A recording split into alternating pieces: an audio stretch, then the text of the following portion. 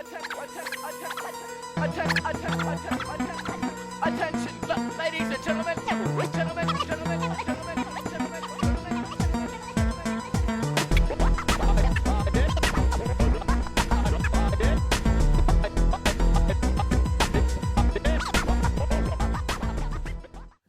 Welcome to another episode of DJ Battle TV. Now, this is our third show. And as usual, I'm here in the studio here in the heart of Gothenburg. But today we've got a special guest star all the way from Canada. And he goes by the name of A-Trak. Welcome to the studio, my man. How you doing? Good. Thank you. Now, first things first, how are you finding it here in Sweden? Oh, it's real nice. Yeah? Yeah, it's a quick trip for me this time. I'm only here for basically less than a day, but it's always nice. I mean, I think it's my third time here. Okay. Had a cool show last night. It's good. Right. It's a good vibe. Everybody's real nice. It's a nice city. Okay, because you were here, what was it, 2 years back, was it? 2 or 3 years back, man. Yeah, I was here a few months ago with Kanye West, Okay, of course. but not in yeah. Gothenburg. That's right, you were up in Stockholm then. Yeah, but Gothenburg I came. Yeah, it must have been about Yeah. 2-3 years ago. That's right. Yeah. Now, of course, I could ask you like the obvious questions. When did you start DJing and stuff like that? But it's so documented that I guess everybody knows. Now, so as a 13-year-old kid, yeah, your parents must have been very supportive behind you as well, yeah? Because I guess you were using their stuff. Yeah, I mean, when I was first, I mean, my dad didn't really know at first because it's like I'd be messing around with his turntable when I was coming home from school, when he wasn't back from work yet, that kind of thing. Okay. You know, you break a needle and you kind of like sneak out to buy a new one before he notices. But then, you know, pretty quick I decided to buy my first turntable used, and for that obviously I had to get the approval. And I mean, they didn't really know what the hell I was talking about when I said that I was scratching and I needed a new turntable. So it's something they probably thought, yeah, you was going to grow out of it, so you just leave Yeah, it. yeah, and they're like, at first they were like, now why, you know, like we have a turntable, don't go and buy a turntable. No one uses vinyl, you're crazy. But eventually, you know, I convinced them, and pretty quick I started doing a few shows around town. My brother had a live band back then. I would just go and scratch with them, and got some press of, you know, little write-ups in the local newspapers, and the Montreal DMCs was just like maybe not even a year later. Okay. So I mean, as soon as they saw that it was serious for me, All right. then, you know. How big was the scene when you started, though? Can you remember, if you remember back? Yeah, I mean, there was a couple of DJs doing things in Montreal, but for me, I couldn't even get into clubs and see them, so I wasn't even really part of the scene. I would kind of like hear about it or like know that this guy or that guy was doing stuff. Okay. But you know, I guess among those DJs that were playing around town back then, the one guy that you would know about now is Kid Koala. Yeah. But he was doing a lot of stuff with another guy called DJ Devious, who's like the first DJ that I ever jammed with. Okay. And people like Devious, Storm, DJ Choice. Those are all like local guys that you might not have heard of all the way in Sweden, but that were really doing their thing in Montreal back then, and that I kind of, you know. So you picked put up. these guys down as the guys that sort of influenced you, yeah? Yeah, those were just like the guys that were really DJing and scratching in Montreal. Okay, so now at the age of 13 years old, you decided that you wanted to start scratching. Yeah. What was it? What made you decide? Okay, this is something for me. I think it's really when I tried it the first time that I decided, like, you know, I think as far as just initially trying it, it was just something that like I would hear on records or see in a video once in a while or something like that, and it's like, you know, you have a record player at home, you try it out one day, like, oh, this is cool. But for me, I kind of picked up on some stuff really fast, and I was like, oh, this is fun. And then I like every day I want to figure out like a new scratch or figure out how to recreate something that I would hear. And when I saw, you know, kind of how well it was going, then I was like, oh, this is my thing. Okay. So what was your like music? What sort of music were you listening to at the time as well? At that time, I was like kind of getting into hip hop. Like before, I used to listen to a lot of like I used to be into like classic rock, like 70s stuff, Led Okay. Zeppelin and Hendrix and all that stuff. And then around that time, I remember when the Beastie Boys' Check Your Head came out. That's like one album that really made me go towards hip hop more. It was like really an album to make the transition for me from rock to Okay. rap. And then Midnight Marauders, Pete Rock and CL Smooth, the main ingredients. I used to listen to all the scratches on there. You know, whatever Premiere was doing back then. I remember that's like when MCs Act Like They Don't Know came out and that kind of stuff. Nas, Illmatic. I was a big Smith and Wesson fan. All that kind of stuff. So let's take you back then, 13 years old when you began to learn your craft. Can you remember your first battle, whether it was like a local battle or just? Yeah, I mean, my first battle was the first DMC that led me to the world final. So that's the first time you actually went out and showed the Montreal Regionals was the first battle I ever did. Yeah. Okay, now we all know now that you use a Rain mixer. Yeah. And you're sponsored by Rain Yeah. as well. Now, can you, what was your first mixer you bought? Can you remember that? Yeah, for sure. It was a Gemini Scratchmaster. Okay. Yeah. Because I heard before as well, you didn't actually have a mixer in the beginning. Is that right? At the very beginning, when I was just using my dad's setup, I didn't have a mixer. It was like maybe this height or maybe like a little bit lower, and there was the turntable, and like this, there was an amp there, Okay. and on the amp there was like a switch Right. that would cut the sound on and off somehow. Okay. I don't know what. I think it was like an input select switch, Right. and I used to use it to cut. So I would scratch like this. Okay. And then when I got my first mixer, I had to like relearn how to scratch this way instead of that way. But yeah, then I got the Gemini Scratchmaster at the same time that I got my first used turn, and then I got this Vestax afterwards, PMC 005 I think it was called. It looks like a little cash register. Right. It was really tiny, gray, and cheap, and the crossfader knobs were like this big. They were super tiny. Yeah. And Koala had that same mixer, and he showed me how he used to like make his own knobs, bigger knobs Okay. for the fader. He used to go and buy like some sort of, I don't know if it was putty or clay or something, and just make it into the shape of a bigger mixer knob, and make a hole for that metal prong, Right. and actually like bake it in the oven and use it. And I used to do that also. I used to make like a batch of like 3 or 4, because after each one of them, after a while, the hole would get too big and you couldn't use it anymore. So you're cooking Yeah, fader knobs. All right, see. So that's another first for DJ Battle TV. Okay. Yeah. Right, now you're well travelled. Yeah, you've been around the world doing what you do, and you've worked with some incredible people as well. Now, what would you say would be one of your favourite places that you can remember where you've been working, or most interesting? You say? I mean, it's always hard for me to answer that because, Yeah, well, maybe you haven't been everywhere. You're going to be going to. Yeah. or not just that, but it's like some places are just interesting to go because it's so far off, you know?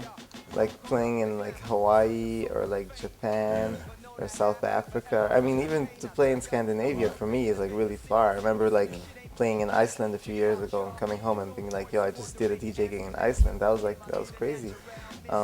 But then also there's, you know, to do a good show in like New York City or London or Los Angeles or like a kind of like any one of those meccas of music is also unlike anything else, because you just get the feeling that people in the crowd have seen a lot of stuff, and when they're into what you do, they kind of have the whole baggage of understanding to kind of get to where you're at also. But even with that, like sometimes you'll do a show in like a small town in the middle of nowhere in like rural Canada or whatever, and people haven't seen anything in years, and they just go completely nuts, and that's just as much fun as anything else also. Okay, so if I twisted that a little bit and said, can you remember the loudest crowd that you've ever played to? The loudest crowds is the Kanye shows. I could never achieve that by myself. I mean, that's like the star power. So maybe Chicago with Kanye West doesn't really get louder than that. Right, so you've won quite a few titles in your time, yeah? Yeah. Which one would you say meant more to you? Whether it was not by stature, by just what it meant to you? I think it's still the first DMC, and for the longest time I wouldn't have said that, I think, like, but now looking back, now that it's been years since I stopped battling, the first DMC in '97 is still like the most special one, because that's what really set it off, and that was just like a magical moment before there was any responsibilities and before there was anything. Yeah. Not even really knowing that for sure that if I was capable of having those titles, and to just go for it and have everything kind of fall into place and happen, it was just crazy. So when you went into the battle, you had no expectations or anything at all? And were you battling? I mean, I had some, but it's like, it's not the same. Like, obviously, I wanted to win, and I knew I could win, kind of, but I didn't know for sure because I never really tried it. And it's just not the same as afterwards when you've won and everybody's like, let's see if you could do it again, type of thing. And there's all these other things that go on in your head. But for me, when I was still battling, it was always like trying to outdo what I was already known for. So it was always kind of like everybody knew me from the first DMC, and I was always like, yo, but I just won this crazy ITF battle, and I was up against +1, and he's really good, and it was really hard, or that kind of stuff, you know? So while I was battling, I was always trying to like put the emphasis on the other titles that I won, because I knew that as it was happening, I remember like when I won in '97, some people at first didn't really believe it, or would be like, well, you know, there wasn't that much competition that year, or like, man, he was just really, really young, and people knew that he was like working with Qbert, so they just kind of assumed he won. You know, like that kind of people were doubting me a little bit that first year. So I was always trying to prove that I could still do it and win another year. And when I did win another title, I was like, yo, I won Vestax. It was crazy. I was against Petrix and Tony Vegas. Like, you guys don't even talk about that. But really now when I look back, it's like really the first DMC was like that was the one. See, because a lot of people associate you with, you know, working with Qbert's crew and everything else. Were you ever? You were never like a full-time member of the Q. You were working with them on different projects. You won a tour with them. Is that correct? Yeah, I mean, it was like, it was always like, basically, Qbert brought me into the Scratch Pickles before the DMC World Finals. And at first, it was never really a matter of making a distinction, like, you know, is he a full-time member, or like a this or that member, or honorary member? It was just like them saying, like, hey, this kid is good, we believe in him, he's with us, type of thing. But the fact of the matter was that I lived, you know, a full continent away from them. Like San Francisco and Montreal are like completely opposed. And I was obviously at a completely different stage of my career. I was like getting into battling. They were growing out of battling. And we were just, you know, everybody was kind of doing their own projects. It was just really kind of like an affiliation. There was only so much concrete stuff that we could do together. And eventually, you know, the more questions people asked, or the more time went by, then, you know, we had to find a name for it. And it was like, all right, you know, it's like an honorary member. But then after a while, the Scratch Pickles disbanded, so that was the end of that anyways, but yeah. Now, talk to us a bit more about the Allies then. The Allies was, when the Allies came about for me, that was definitely a situation where I was like an integral part of like the movement that we were building. It was different. Because I came into Allies, the Allies already existed for a few months, but when I came in and like, starting, like, I came in after the Paris DMCs in '98. That was like the end of '98, and '99 is when we really started to like go at it and really, you know, try to take over as the Allies, and that was definitely like a movement of a bunch of DJs just trying to dominate a scene, and it was like we were all in that same stage of our career. We all had that same vision. Now, you work with, like we said, some big names, and you know you recently just come off tour with Kanye West. Yeah, great. What was that like going on tour with Kanye West? It was crazy. It was like just like you would imagine going on tour with Kanye West. It's like the biggest album of the year, Yeah. the most like creative, exciting new artist of the year. The savior of Just- hip hop. Yeah, just to be up there, just to be up there on stage and like be the one kind of responsible for the music, backing the music. It was just like so much fun, and like to even get the chance to put in my little solo in the middle and to like add in my little contributions, and that was just like a real blessing.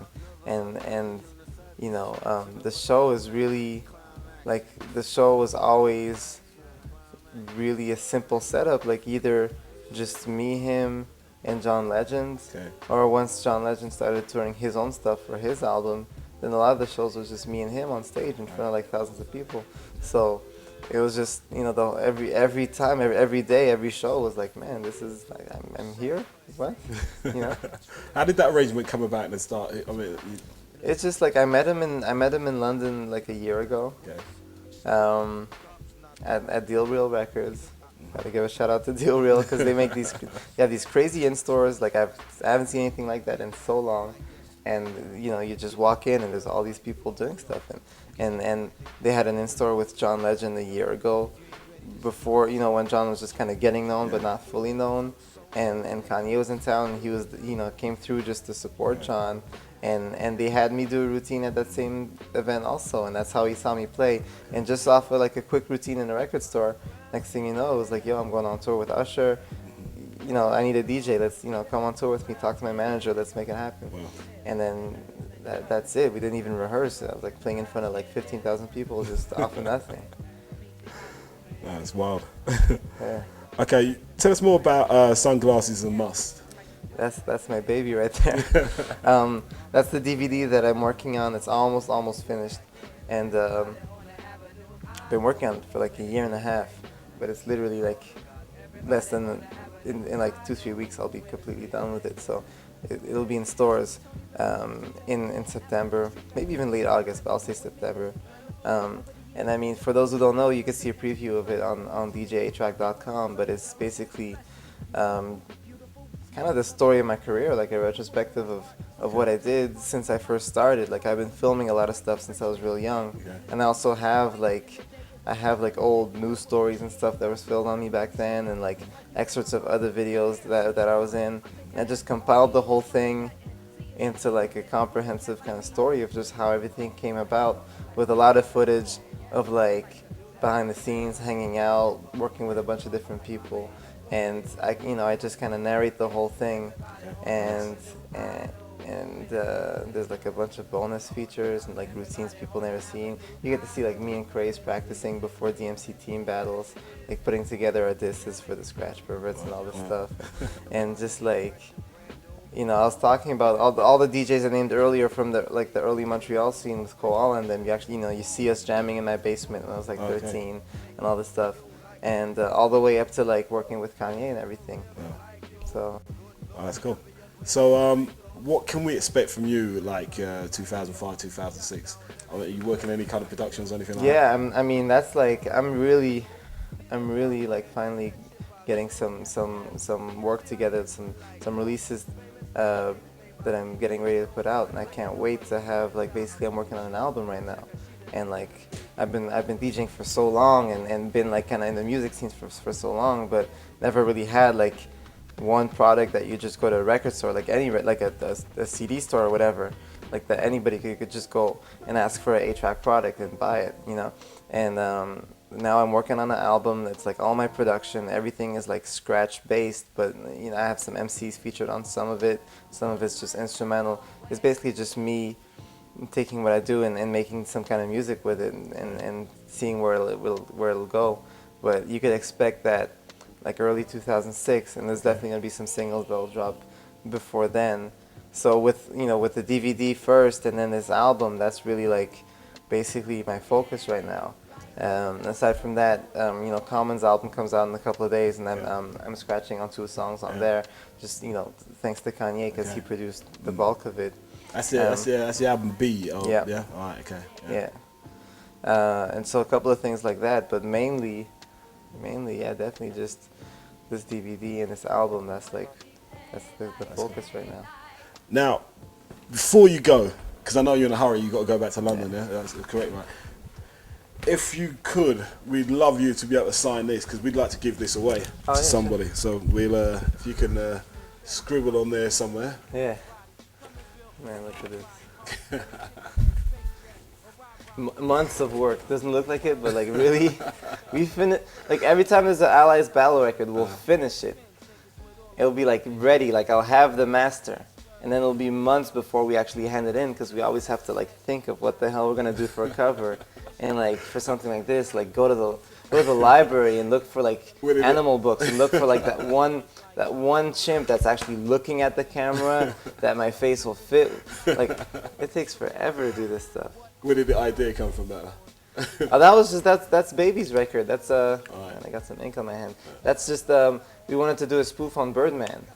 If you look, you put this one right next to Baby's album, The Birdman, yeah. and they're all the same. It says the #1 stunner. I put the #1 spinner. He has like a bird jewelry piece. I put mine there instead. It's all the same background. It's just all the same. And then the back, we just went crazy with it and just put a bunch of like, you know. You gotta look at the detail of like the bugs and the flowers and everything. It really takes a long time. I'm gonna ask you to scribble all over it now. Yeah? That pen's a bit wild, man. You gotta be careful with it. Yeah. So is this just for DJ Battle TV or just? Yeah. What we're gonna do is we're gonna give it away as a prize. So okay. So basically, yeah, just write my name. Just so people can say, okay, we've got a personalised copy of. Yeah.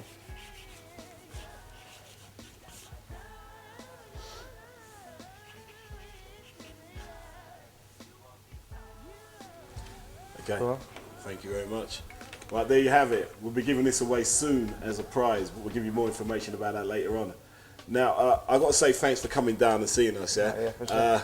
But the very last thing I have to ask you, just one more thing, yeah? We got a couple of decks over there, and we brought in a rain mixer for you as well. Is there any chance, just before you shoot off to London, if you could just give us a quick spin? Is that possible? Yeah, we could we could do a little freestyle scratch. I don't have all my routines, but we'll do like a little quick. Oh, that'd be great. Yeah. Okay.